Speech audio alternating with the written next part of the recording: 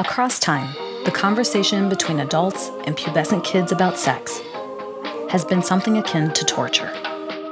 So you see, menstruation is just the natural, normal process leading up to being a mother. This is a diagram of the uterus or womb, and these are the fallopian tubes leading to it. And of course, the cringeworthy videos that have for years made students squirm in health education class only tell part of the story. Now, when something excites us sexually, this tissue fills up with blood. That's because even in 2023, the topic of sex continues to be taboo across much of America. And while many parents say they want to be the ones teaching their kids about sex, do they? For an honest answer, ask a college student. We never officially sat down and had a sex conversation. My parents were very close, but that's just something we don't talk about. I think they're probably kind of uncomfortable thinking about their kid doing anything like that. So honestly, it was all self-taught. I was learning as I went, I didn't really talk with them about it. And so, since the 1920s, health education has stepped in, ostensibly to fill in the knowledge gaps about sex. And until very recently, the vast majority of Americans supported sex education as part of the health education in schools.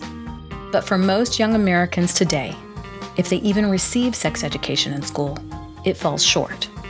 In my experience, it was our baseball coach, the male, and he did not want to have that conversation with us and did not create a comfortable environment to ask questions or to be curious. It was kind of like let's talk about this in 3 days and get it over with, and just read your textbook. I don't really want to explain it because everybody was just kind of uncomfortable with it. Of course, young people have a lot of questions about sex.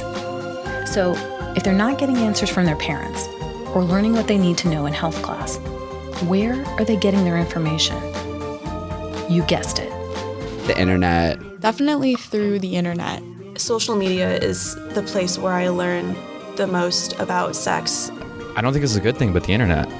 Videos, or I guess articles, just people, talking about sex, having sex, the whole 9 yards. Educators, researchers, and even these college students agree. That is problematic.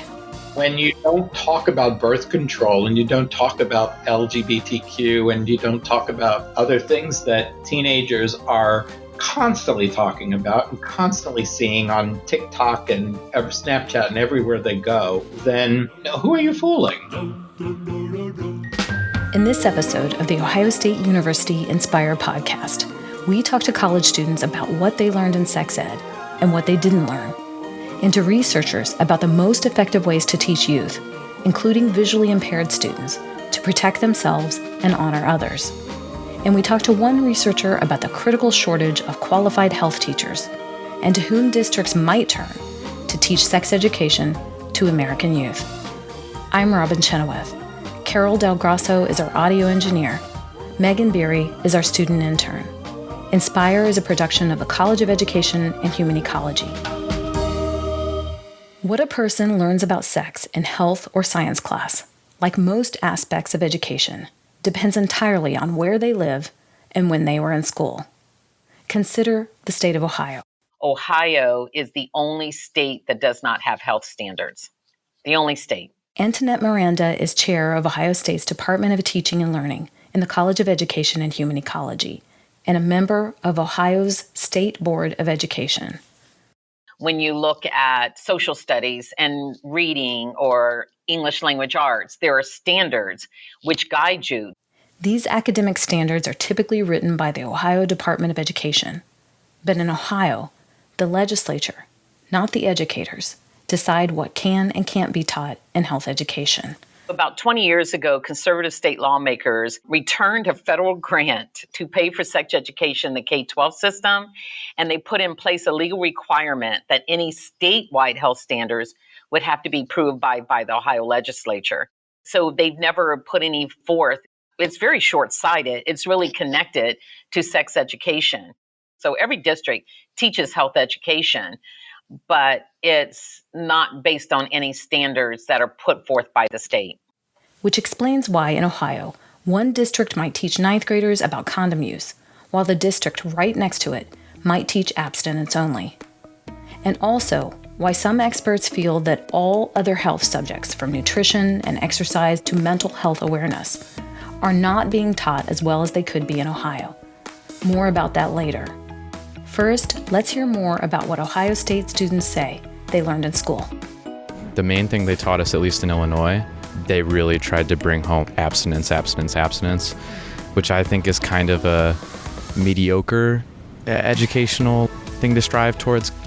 It was very focused on STDs and using condoms to prevent STDs and kind of scaring you into not wanting to get an STD. I'm pretty sure that I signed an abstinence card at some point too.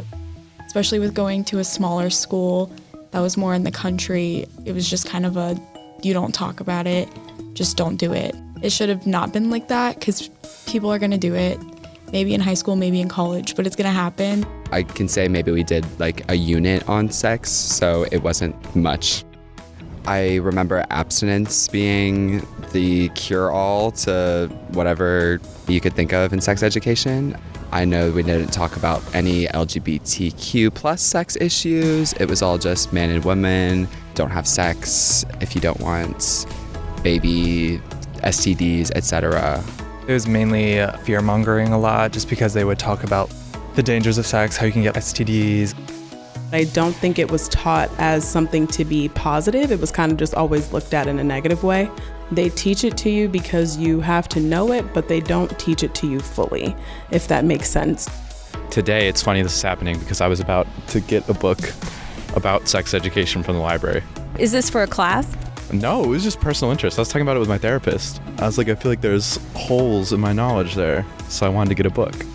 Now that they're older, all of these students from Las Vegas, Chicago, suburban Cincinnati, Toledo, and rural Ohio rate the sex education they received on a scale from terrible to barely adequate. Only one, an incoming first year from Southwestern City Schools, said his teacher shut the book and had a quote-unquote real conversation with students. He alone felt he learned most of what he needs to know. Eric Yanderman is a professor of educational psychology and quantitative research, evaluation, and measurement, who studies adolescent motivation. He has conducted multiple studies on how to make sex education more effective. It isn't something I had planned to do. It was one of these things that accidentally happens to you with research. 25 years ago, a group of experts researching health education in schools invited him to speak about a new kind of statistical analysis he was doing. It was really HIV primarily and pregnancy prevention back then. And they were doing all these interventions in schools, and they were all from the medical side. And I said, gee, have you ever thought about some of these other variables, like how kids are motivated and how the teachers present the information? And slowly over time, they started to drink my Kool-Aid. I'm still working with these same folks now. Anderman just finished a $2.5 million federal research project with Nationwide Children's Hospital to measure the effectiveness of evidence-based sex education to several thousand Ohio 7th and 8th graders. By the time kids get to high school, 9th grade, depending on what statistics you check, about 1/3 to up to 40% of kids have had sexual intercourse by that time. You heard that right. Up to 40% of kids have had sexual intercourse by the time they were 14 years old. And a lot of people pretend that isn't happening, but it is. So the message is clearly it needs to be targeted earlier than 9th grade.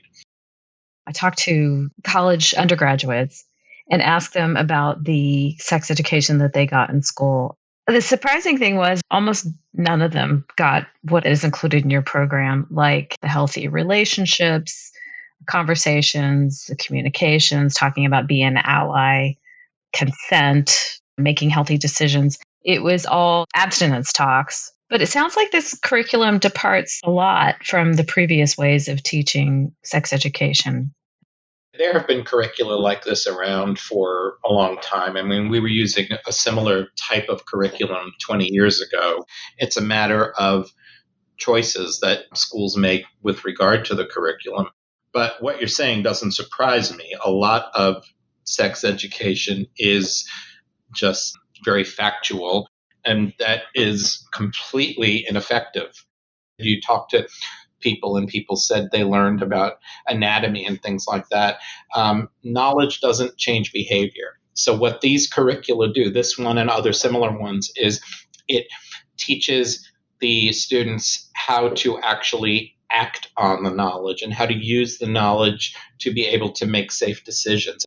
There's role playing, and that's a big part of it, is teaching kids how to negotiate really difficult situations with a partner who maybe is pressuring you to do something that you're not ready to do and you don't want to do. It's very hard to say no. This kind of curriculum teaches them how to do that and lets them practice it and gives them strategies for being able to say no, or being able to say, I want to be safe, and here's what we need to do to be safe. So that's really the big difference. Does that fit in with your expertise and the research that you've done in other areas? One of the things that we've found repeatedly, we've published a number of papers on this, is that the way the health teacher teaches this information makes a huge difference. Here's the nuts and bolts. A lot of teaching involves what experts call extrinsic goal structure. The teacher gives information, the students memorize it. The teacher gives a test, the students get a grade. The other teaching style, which Anderman's study focused on, is called mastery goal structure. Students master the material through activities, role-playing, dialogue, and discussion. If it doesn't stick the first time, they learn it again. When we're training health teachers, it's not just training them how to teach the curriculum and what the content is, but it's also the whole approach you take. What we have found over and over and over again is when the focus is on mastery, you get huge, huge differences. In one of our studies, we followed kids for over a year after health class, and we found that the kids who had teachers who were focusing on mastery, a year later, they still had really, really big benefits. They were still much more likely to be able to negotiate the use of a condom with a partner. They were much more likely to be able to say no to a partner if a partner was pressuring them. Their knowledge, they remembered the information better a year later. So that's really, from a motivation point of view, what my whole thing with all this research is focusing on how the teacher teaches. I don't recommend testing kids on this information. And evidence we have says that if you test them on it, they're going to probably forget it.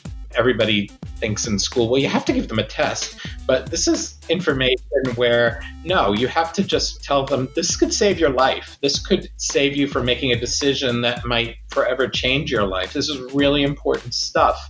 And that seems to be enough. But teachers are not generally trained to do that. Inclusivity was a big part of the curriculum here. Mm-hmm. Why was that important to the study? So that's really important for a number of reasons. You have to acknowledge that there are some groups of adolescents who are simply more at risk for pregnancy, for STIs than others. Many ethnically diverse students, lower SES students. So you have to take that into consideration when you're designing curricula. And you have to say, we need curricula that's going to be meaningful to all students who have the curriculum. The other thing that is really important in this curriculum is it teaches students, and this is part of inclusivity, is allyship, and it teaches kids how to hopefully stand up for other people. One of the most rewarding things is having kids tell us at the end of this that they learn to stand up for perhaps somebody, a peer of theirs who's part of the LGBTQ community who is being bullied, and they've learned to be an ally for them. And that's incredibly important because the LGBTQ kids, they need all the support they can get. There are so many kids who are exploring their identity, and there's so many kids in the LGBTQ community who are bullied and are suicidal and suffer from depression and all kinds of things. Again, by not talking about it, we're not helping any of that. Rather than addressing those issues, many are pushing back. More than 540 anti-LGBTQ+ bills have been introduced in state legislatures this year, many affecting kids. 45 have been enacted. Anderman's study reveals that kids long to be informed about these and a variety of issues. The researchers allowed students to pose anonymous questions online, which their teachers answered to the group the next day. And this is the opportunity for the kids to ask questions that you'd be too embarrassed to ask in front of your peers, but you may still not know. We have thousands of anonymous questions that the kids have asked, and that is also the way that we've been able to learn about things that they want to hear more about. Were there more questions on one particular topic? One of the most important topics they wanted to know more about was LGBTQ topics. They asked for more of that. They wanted to hear a little bit, more about anatomy. A number of kids mentioned slang terms that people use that they didn't know, but they thought they should know, but they were too embarrassed to ask. It's amazing the kinds of questions they asked. And also in the qualitative responses after the curriculum, we asked them what they've learned. We had a number of adolescent females who told us, I learned that you actually can get pregnant the first time you do it. Really? It reminds us that these myths are alive and well, and just being able to debunk that myth for some kids was, I think, tremendous. I also noticed that in the CDC recommendations that involving parents in sex education is a key component to success in this area. Tell me why that's important that we engage parents in these discussions. It's so important because parents need to be able to talk about these things with their kids. When you can talk about this with your kids, it builds a relationship, it builds trust. They're not like, I always have to be out there to trick my parents and fool my parents. It gives the opportunity for a parent who really wants to really engage with their kids to say, as a parent, I don't want you to do risky things. I don't want you to have sex. But if you do, can we talk about what you need to do to protect yourself? I mean, that just is such a valuable thing. There's no evidence that kids are going to go out and have more sex because of that conversation. But what there is some evidence is that the kids will actually, if they are in a dangerous situation, be more likely to do things that are protective rather than that are risky. In fact, the evidence is solid that having meaningful and open dialogue and providing accurate and inclusive sex education in schools leads kids to hold off on having sex. Back to Anderman's emphasis on inclusivity in sex education. One population of students is at considerable risk if they do not receive it. If you think about how you were taught sex when you were in school, when I was in school, I remember we watched a National Geographic video and we looked at pictures and they pointed out the various anatomy. Associate Professor Tiffany Wild and Clinical Assistant Professor Deneen Fast work in the College of Education and Human Ecology to train teachers of students who have visual impairments. How do you explain what you saw in those videos to someone who can't see those videos? And that's where those misconceptions, I think, come in.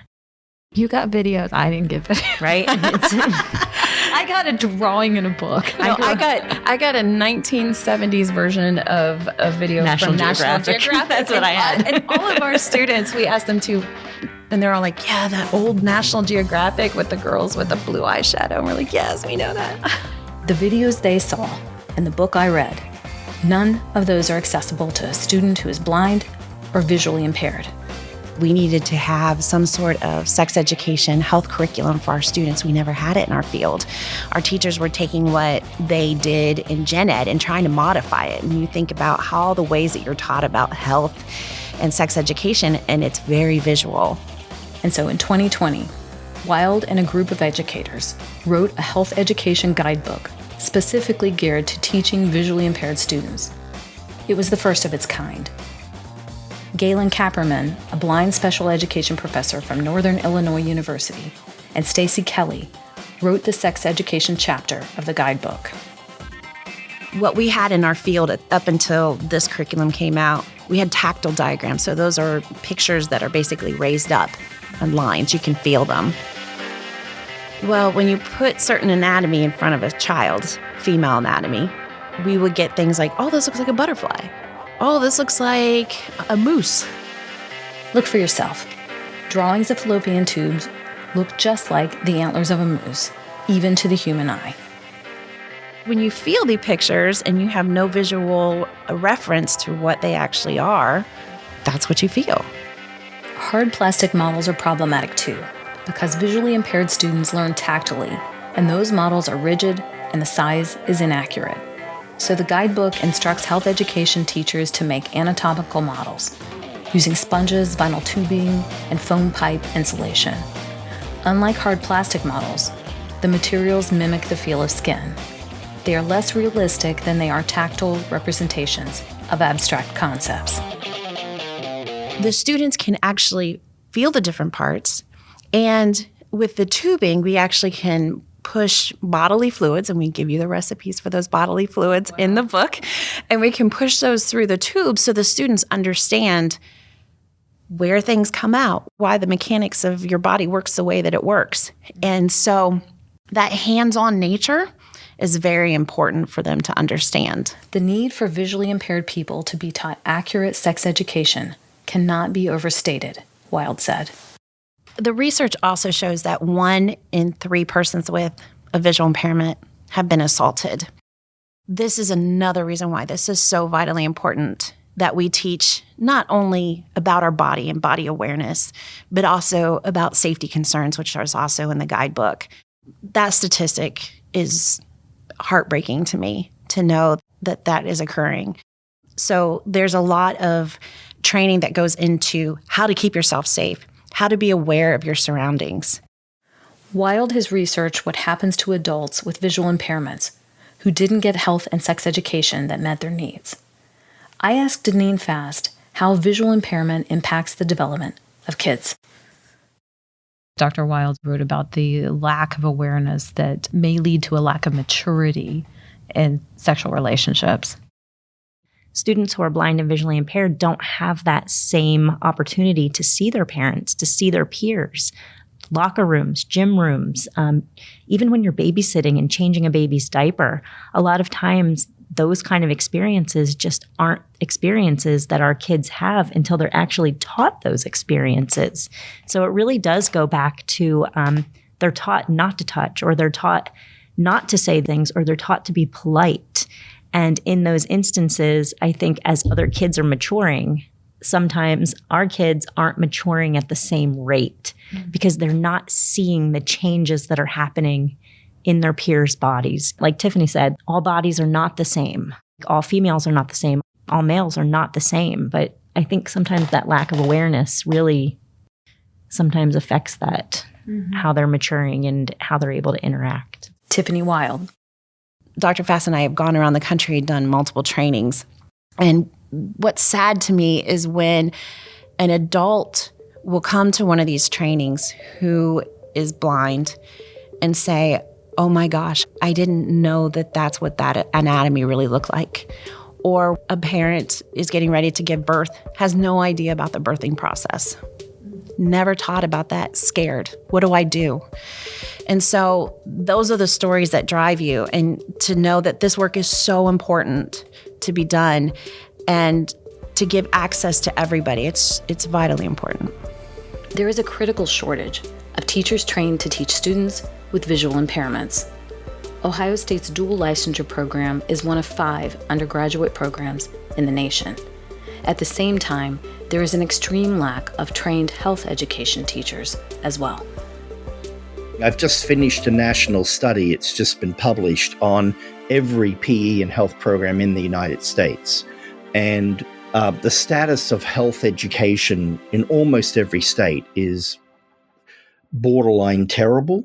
Philip Ward is a professor of physical education teacher education at Ohio State's College of Education and Human Ecology. Pre-service teachers simply don't get enough content knowledge, and they often don't have anywhere near enough experiences. Ohio does a very good job in the universities that are offering health education in this state, but we are actually an exception. By and large, many states just have the lowest requirements for health education, 2 or 3 classes, and that's it. So that means teachers are not really qualified to teach this very sensitive subject. There's the health education piece, but as a part of that, sex education. talking about sex education in schools, I think there's a great deal of problems with the way we teach sex education. That the general position at Ohio State is that for all content areas of health, we want students, our pre-service teachers, to have their students consider what they would do in a situation long before they got to the situation. In other words, it's very much scenario driven. What would you do? How would you find out the information you need to find out long before you get into drug use or sexual conduct or driving fast or, whatever it might be.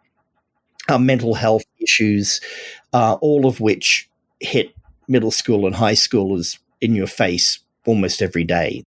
So our position on this has always been that we want students first and foremost to be decision makers, to know that they're empowered because they are able to make intentional decisions. And those decisions should be, as much as possible, pretty much thought out ahead of time. And we do that by helping, students in schools identify where to go to get information, to have a lot of judgment-based conversations where they take a stand on something, which is not to say they couldn't change their mind down the road, but we want them to be in positions where they have a good understanding of what their choices might be, or consequences of their choices might be if they go one route versus another. So how hard is it for health teachers to even go down that road of having those conversations, given the political context right now? It's phenomenally difficult for all teachers, not just health teachers, and health in particular. It's phenomenally difficult. I think when you come to sex, I think you have to work within the rules. Talking about the decisions that students can make is a much better path than showing them pictures of various forms of STDs and telling them all the bad things that can happen and the consequences of having a baby and so on. One of the really big frustrations to me is helping students to be good consumers of information. I don't care where they go to get information, but they need to step back and go, can I believe this?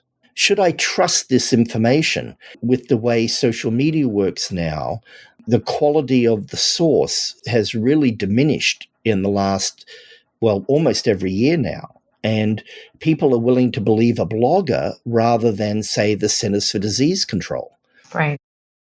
And that, to me, is a much greater challenge for everything we deal with in health education. Where do I go to get information? Before we recorded, Ward shared that Ohio State's physical education teacher education program is shutting down, and along with it, its health education training. Similar programs across the country are closing too. That puts all health education at risk, from nutrition to exercise to mental health education. It is worrisome that you're saying a lot of these health education programs are shutting down. Who's going to be teaching? Health teachers, who's going to be teaching our kids about health and about sex education? People who are untrained to do it, people who present facts. That's not a particularly good way to go for health. It's great for geography. It's great for math. But in health, there are many things that you have to make judgments on. And a lot of that is influenced by your parents and friends. You need to be able to differentiate. You just completed a study looking at health education in America. How many health educators do we have? I don't know the answer to that, but I can tell you we simply don't have enough. We have very few well-trained teachers out there. What's going to happen is legislatures and schools will find other ways to put a warm body in front of children, but the warm body will be not someone trained very well in either pedagogy or the content that they're teaching. My general sense on this is it's going to take more than a decade to rectify itself. But I can absolutely see districts saying we've got no physical educators, we've got no health educators. And some districts will just put anybody in. Some people will do an alternative license. We know what the data on those look like, particularly in the first 3 years. You don't want those people, by and large, working with your children. Just focusing on sex education, how important is it in America now? Critically important to our youth and adults, and I don't think there's a case you can make that it's not important, but I would argue everything is darn important right now. I would argue we're also down on nutrition education. We're way down on mental health. I mean, we have some fairly serious issues that we're all dealing with, and young children and youth dealing with and about to deal with. But key to it all is helping young people feel empowered that they can make decisions and that they can knowing how to access the knowledge they need to be able to become informed about those decisions. Thanks to Ohio State undergraduate students Liliana Bryan, Rachel Forsyth, Aiden Stevenson, Ernest Smoot, Tamia Duke, and recent graduates Anthony Landris and Colin Crumrin for sharing their experiences with us. To learn more about the anonymous questions that middle schoolers asked about sex, in an article co-authored by Ohio State graduate students Yvonne Alsop, Ariana Blacksea, and Professor Eric Anderman, see the notes in our episode description.